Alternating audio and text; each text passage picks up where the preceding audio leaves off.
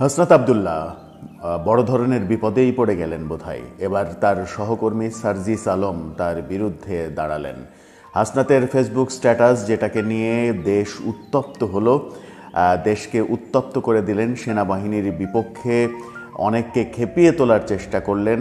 সেটা যে একটা মিথ্যাচার, প্রায় বেশিরভাগটুকুই যে মিথ্যাচার, সেনাপ্রধানকে অপমান করার একটা হীন চেষ্টা, সেটা সার্জিস আলমের আজকের স্ট্যাটাসের মধ্য দিয়ে একেবারে পরিষ্কার হয়ে গেছে। সার্জিস আলম হাসনাত আবদুল্লার সেই পোস্টের বিরোধিতা করে, যদিও তিনি বিরোধিতা শব্দটা লেখেননি, লিখেছেন কিছু সংযোজন, বিয়োজন, কিছু দ্বিমত, এরকমভাবে লিখেছেন। লিখে হাসনাতের যে অ্যাটিটিউড লিখার, সেই অ্যাটিটিউডের বিরোধিতা করেছেন। বলেছেন ফেসবুকে যেভাবে হাসনাত লিখেছে সেভাবে লেখার বিষয় এটা না।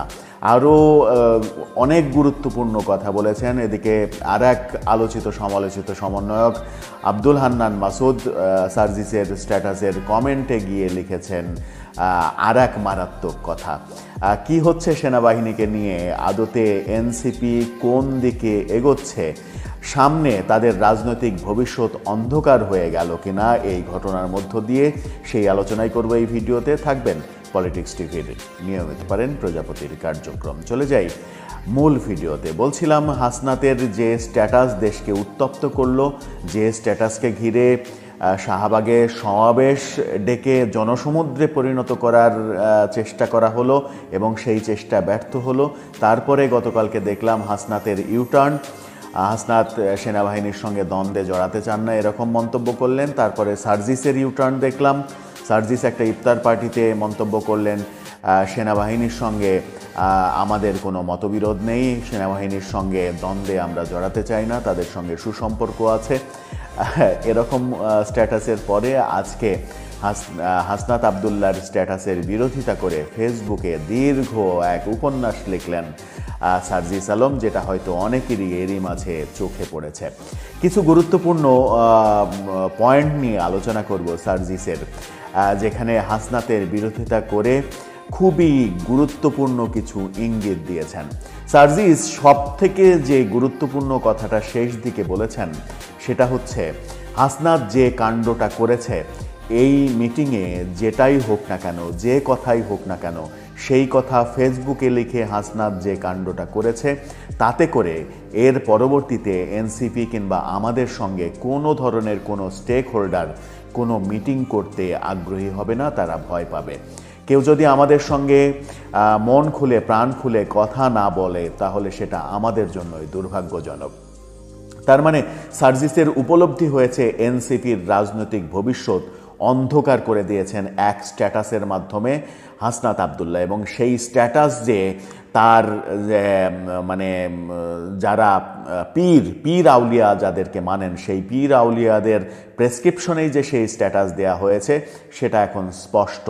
এদিকে সেনাবাহিনীর অবস্থান তো আর বাইরে থেকে বোঝা যাবে না, বাইরে থেকে তারা বুঝতেও দেবে না। সেনাবাহিনীর কঠোর অবস্থান হাসনাতকে ইউটার্ন করতে বাধ্য করেছে, সত্য কথা বলতে বাধ্য করেছে সার্জিসকে, এবং সার্জিস অবশেষে সত্য কথা বললেন। সার্জিসের সত্য কথা বলার আগে সুইডেন ভিত্তিক গণমাধ্যম নেত্র নিউজ গোমরটা ফাঁস করে দিয়েছিল।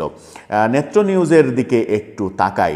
সুইডেন ভিত্তিক এই নেত্র নিউজ গতকালকে প্রথম এই গোমরটা ফাঁস করে দিয়েছে এবং তারা বলেছে যে এই বৈঠকটা হয়েছে সেনাপ্রধান, মানে প্রথম ইনফরমেশনটা যেটা দিয়েছে, যেটা হাসনাত আবদুল্লাহ লিখেননি, যে কার সঙ্গে বৈঠক হয়েছে, কোন অফিসারের সঙ্গে বৈঠক হয়েছে, সেটা নেত্র নিউজ প্রথম ফাঁস করেছে। সেনাপ্রধানের সঙ্গে এই দুইজনের বৈঠক হয়েছে এমনটা বলা হয়েছে। এবং তারা আইএসপিআর থেকে আনুষ্ঠানিক তো মানে কোনো বিবৃতি না দেয়া হলেও তারা ভেতরে যোগাযোগ করে আইএসপিআর থেকে, সেনাবাহিনীর সোর্স থেকে তারা খবর জোগাড় করেছে। এবং খবর জোগাড় করে যেটা বলা হয়েছে সেটা হচ্ছে যে হাসনাত আবদুল্লাহ এবং সার্জিস আলম এই দুজনকে সেনাবাহিনী থেকে ডেকে নেওয়া হয়নি। তারাই একের পর এক সেনাবাহিনীর সঙ্গে যোগাযোগ করছিল, সেনাপ্রধানের সঙ্গে সাক্ষাৎ চেয়ে যোগাযোগ করছিল যে তারা সাক্ষাৎ চায়। এবং যেটা সার্জিস আলম তার স্ট্যাটাসেও স্বীকার করেছেন যে 25 ফেব্রুয়ারি যে ভাষণটা সেনাপ্রধান দিয়েছিলেন, এনাফ ইজ এনাফ, এই যে হুমকিগুলো দিয়েছিলেন সেটার পরে সার্জিস নিজে থেকেই সেনাবাহিনীর সঙ্গে যোগাযোগ করে এবং সেনাপ্রধানের সঙ্গে দেখা করার ইচ্ছা পোষণ করে। তারই ধারাবাহিকতায় 11ই মার্চ তারা সুযোগ পায় সেনাপ্রধানের সঙ্গে দেখা করতে। যে মিটিংটা হয়েছে সেই মিটিংয়ে 3 জনই ছিলেন, সেনাপ্রধান, হাসনাত এবং সার্জিস। সেটাও নেত্র নিউজ এবং সার্জিস আলম দুজনই দুই তরফ থেকেই আমরা নিশ্চিত হয়েছে। নেত্র নিউজ যেটা বলছে সেটা হচ্ছে যে সেনানিবাসের খোদ ওয়াকারুজ্জামানের সঙ্গেই 11ই মার্চ বৈঠক হয়েছিল এমনটা স্বীকার করেছে তারা। তবে হাসনাত আবদুল্লাহকে ডেকে নিয়ে যাওয়া এবং আওয়ামী লীগের পুনর্বাসনের বিষয় নিয়ে তাদেরকে চাপ প্রস্তাব প্রয়োগের অভিযোগ অস্বীকার করা হয়েছে। বরং হাসনাত আবদুল্লাহ এবং তার দলের আরেক মুখ্য সমন্বয়ক সার্জিস আলমের আগ্রহে ওই বৈঠকটি হয়েছিল বলে সেনানিবাস থেকে জানানো হয়েছে। বাংলাদেশের গণঅভ্যুত্থানে ক্ষমতাচ্যুত আওয়ামী লীগকে নতুন রূপে পুনর্বাসনের বিষয়ে সেনানিবাসের কাছ থেকে ভারতের পরিকল্পনা উপস্থাপন করা হয়েছে। শুক্রবার হাসনাত আবদুল্লাহর এমন ফেসবুক পোস্টে বাংলাদেশের রাজনৈতিক অঙ্গনে তুমুল আলোচনার সৃষ্টি হয়। একজন মুখপাত্রের মাধ্যমে বক্তব্য দেয় সেনা সদর। হাসনাত আবদুল্লাহর পোস্টকে সম্পূর্ণ রাজনৈতিক স্ট্যান্ডবাজি, বই, অন্য কিছু নয় বলে তারা মন্তব্য করেন। এছাড়া 27 বছর বয়সী এই ছাত্রনেতার বক্তব্যকে অত্যন্ত হাস্যকর ও অপরিপক্ক গল্পের সম্ভার হিসেবেও আখ্যা দেয়া হয়। হাসনাতের এই গল্পটা রাজনৈতিক স্ট্যান্ডবাজি, তিনি রাজনীতি করার জন্য এই কাজ করেছেন এবং এটা হাস্যকর, অপরিপক্ক মস্তিষ্কের কাজ, এমনটা সেনা সদর থেকে বলা হয়েছে। সেনা সদর থেকে যখন এই কথাটা বলা হলো, নেত্র নিউজ, সুইডেন ভিত্তিক এই গণমাধ্যম নেত্র নিউজ যখন সেটা ফাঁস করে দিল, তখন আসলে আর সার্জিস হাসনাতদের করার কিছু ছিল না। তারা সেনাবাহিনীর চাপে পড়েছে কিনা সেটা তো ভেতরের খবর, সেই ভেতরের খবরটা আমাদের পক্ষে জানা সম্ভব নয়। তবে কিছু তো হয়েছেই। সত্য বলতে যেহেতু সার্জিস বাধ্য হয়েছেন এবং সার্জিস যে সত্য কথাটা বলেছেন সেই সত্য কথার পরতে পরতে হাসনাত আক্রান্ত হয়েছেন এবং শেষে হাসনাতকে তিনি সান্ত্বনাও দিয়েছেন। সার্জিস বলেছেন, সেদিন আমি এবং হাসনাত সেনাপ্রধানের সাথে গিয়ে কথা বলি। আমাদের সাথে আমাদের দলের গুরুত্বপূর্ণ আরেকজনের যাওয়ার কথা ছিল, কিন্তু বাস্তবতার কারণে, ব্যক্তিগত ব্যস্ততার কারণে সেটা তিনি যাননি।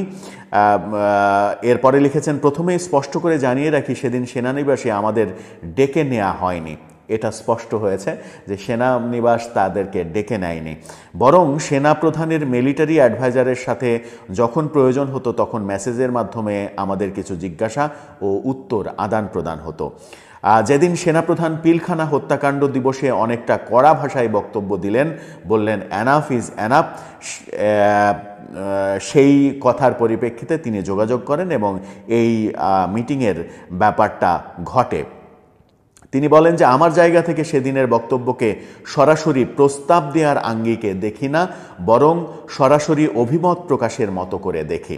অর্থাৎ হাসনাত আবদুল্লাহ যেটা বলেছেন যে তাদেরকে আওয়ামী লীগ পুনর্বাসনের প্রস্তাব দেওয়া হয়েছে, ভারতের প্রস্তাব তাদেরকে দেওয়া হয়েছে, সেটা সার্জিস পুরোপুরি অস্বীকার করলেন, বললেন যে এরকমটা ঘটেনি। তিনি বলেছেন যে যদিও পূর্বের তুলনায় সেদিন সেনাপ্রধান অনেকটা স্ট্রেট ফরওয়ার্ড ভাষায় কথা বলছিলেন, পাশাপাশি রিফাইন্ড আওয়ামী লীগের জন্য চাপ দেওয়ার যে বিষয়টি এসেছে সেখানে চাপ দেওয়া হয়েছে এমনটি আমার মনে হয়নি। বরং রিফাইন্ড আওয়ামী লীগ না আসলে দীর্ঘমেয়াদে দেশের পরিস্থিতি এবং রাজনৈতিক দলগুলোর মধ্যে যে সমস্যার সৃষ্টি হবে সেটা তিনি অতি আত্মবিশ্বাসের সঙ্গে বিশ্লেষণ করেছিলেন।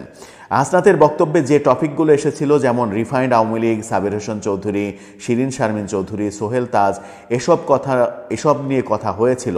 আওয়ামী লীগ ফিরে আসবে কিনা, এই ইলেকশনে আওয়ামী লীগ থাকলে কি হবে না হবে, এগুলো নিয়ে কথা হয়েছিল। কিন্তু যে টোনে হাসনাতের ফেসবুকে লেখা উপস্থাপন করা হয়েছে, আমি মনে করি কনভারসেশনটা অতটা এক্সট্রিম ছিল না। তবে অন্য কোনো একদিনের চেয়ে অবশ্যই স্ট্রেট ফরওয়ার্ড বা সো কনফিডেন্ট ছিল। দেশের স্থিতিশীলতার জন্য রিফাইন্ড আওয়ামী লীগের ইলেকশনে অংশগ্রহণ করা যে প্রয়োজন সেটা সরাসরি অভিমত আকারেও এসেছিল। হাসনাত তার বক্তব্যে আরেকটা বিষয় উল্লেখ করেছে যে আলোচনার এক পর্যায়ে বলি যে দলই যে দল এখনো ক্ষমা চায়নি, অপরাধ স্বীকার করে নাই, সেই দলকে আপনারা কিভাবে ক্ষমা করে দিবেন। অপরপক্ষ থেকে রেগে গিয়ে উত্তর আসে, এই জায়গাটা খুবই গুরুত্বপূর্ণ। সেনাপ্রধান নাকি রেগে গিয়ে বলেছেন, you people know nothing, you like wisdom and experience, we are in this service for at least 40 years, তোমার বয়সের থেকে অনেক বেশি। এই কনভারসেশনটা হয়েছে, এটা সত্য, কিন্তু আমাদের রুমে বসে হওয়া কনভারসেশন হঠাৎ এককভাবে শেষ করে যখন সেনাপ্রধান উঠে দাঁড়ালেন, এখানে এই সরাসরি এটা না পড়ে বরং বিশ্লেষণে যায়। হাসনাত বলেছে যে আমরা এক পর্যায়ে রেগে মিটিং ছেড়ে চলে আসি, সেখান থেকে বের হয়ে চলে আসি, মিটিং আর করি নাই, একপাক্ষিকভাবে আমরা চলে আসি। সার্জিস আলম বলছেন যে একপাক্ষিকভাবে মিটিং শেষ করেছেন সেনাপ্রধান মিটিং শেষ করে মিটিং ওইভাবেই ওই অবস্থায় রেগে গিয়ে তিনি বেরিয়ে গিয়েছেন। আমরা যখন গিয়ে গাড়িতে উঠছিলাম তখন সেনাপ্রধান অনেকটা কি বলবো, অভিভাবকের স্বরে তিনি এই কথা বলেছেন। তিনি বলেছেন যে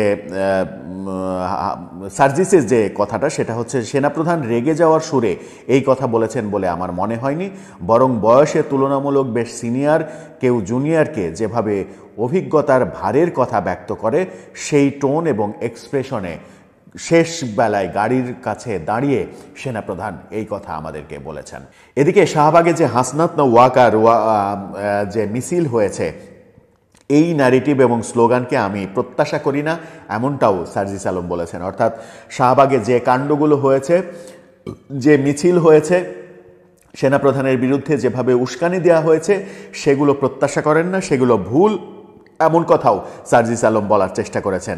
এসবের পাশাপাশি আমি ব্যক্তিগত জায়গা থেকে একটি অভিমত প্রকাশ করতে চাই। আমি ভুল হতে পারি, কিন্তু এই মুহূর্তে আমার এটিই সঠিক বলে মনে হচ্ছে।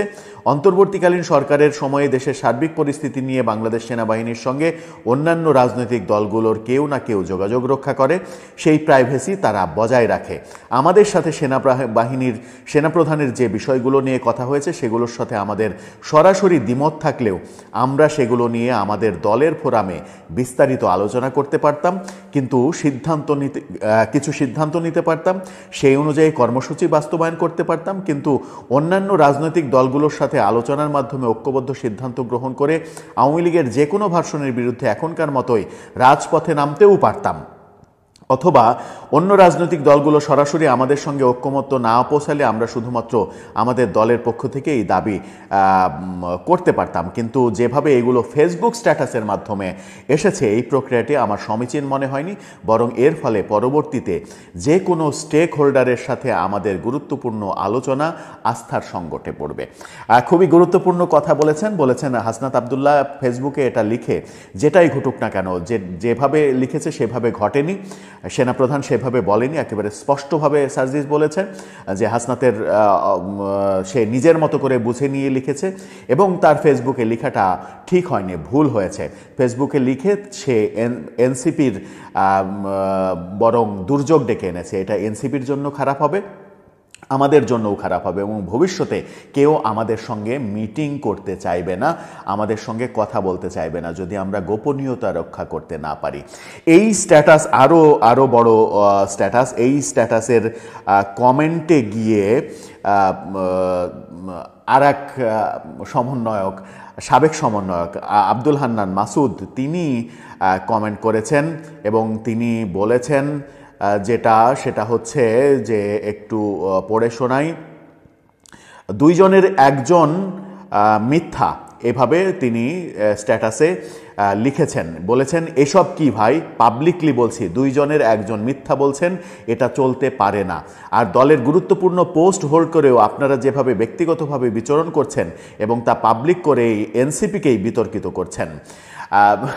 আব্দুল হান্নান মাসুদ একেবারে স্পষ্টভাবে বলেছেন, যেটা গণমাধ্যমের শিরোনামও হয়েছে, বলেছেন দুইজনের যে কোনো একজন মিথ্যা কথা বলছেন। তাহলে মিথ্যা কথা কে বলছেন? হাসনাত আবদুল্লাহ মিথ্যা কথা বলছেন?